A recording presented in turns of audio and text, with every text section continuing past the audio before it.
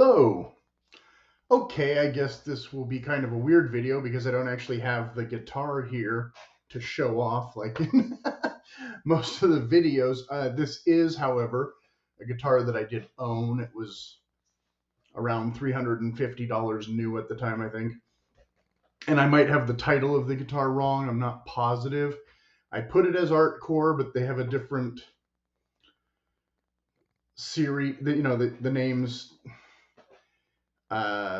I looked up some on Amazon, and it looks like the names haven't really changed in the past several years, but I don't remember exactly what model number that one was. But it was a full hollow body guitar with a floating bridge. So it was not modeled after the famous Gibson 365 or whatever. It was a total jazz model. And frankly, I really liked it. I liked the neck a lot. It was a little bit of a shorter scale than a standard acoustic or whatever. The body was thick, but it wasn't horrible, but we'll get to that in a second. Because it was a smaller scale than the semi-hollow body, which is kind of the big round, which are comfortable in their own way. It was probably about that thick instead of, about that thick. So a little bit of an adjustment maybe, because they're not as contoured and all that. But really easy to play, really wonderful. The problem with it, though, is since I don't really play a lot of jazz guitar, I like to put a little bit of overdrive usually on guitar. And with the full hollow body, that just didn't cooperate with my amplifiers at all. Like, especially if you want to use reverb, you're getting feedback almost immediately. If you want to put overdrive, it's overwhelming. It doesn't really work. I don't know. Some people can do it with a Gretsch or something, I guess. I don't know how they pull it off. Don't want to know. Ended up selling it, I forget if that was the money I used to buy the Telecaster or the other the semi-hollow body or something around the same time.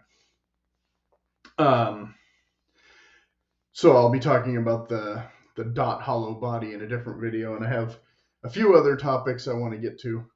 So this is just kind of a really, I guess, short video, and again, kind of like, sorry, can't really show you the guitar, but if you look at the photo that's the thumbnail, that photo I will also put in the community page so you can see the guitar a little better. But it's just a beautiful, kind of flame toppy kind of look to it. They, for the, like I said, for the amount of money, I didn't have any issue with the Ibanez, but I don't know comparison wise between the Epiphone and the Ibanez what the difference is with the pickups, because, and this is something I'm going to talk about a lot more in the other video, I think, or a little bit more.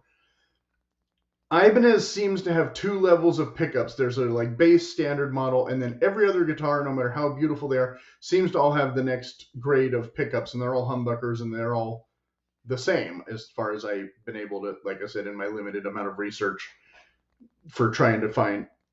I was debating if I should get an Ibanez instead of the Dot, since like I said, I liked this guitar, but they cost more than the Dot, but I don't know if the pickups are better than the ones in the Dot. Because again, I don't know what scale level Epiphone pickups are. If the Dot pickups are the same as the Ibanez base model, or if the Dot pickups are the same as, like I said, pretty much every other Ibanez model for under $1,000. Really don't know. Somebody might know. They can tell me in the comments. No, these are way better, or those are way better. Like I said, I don't want to talk too much about the Epiphone pickups, but Epiphone has a couple different models.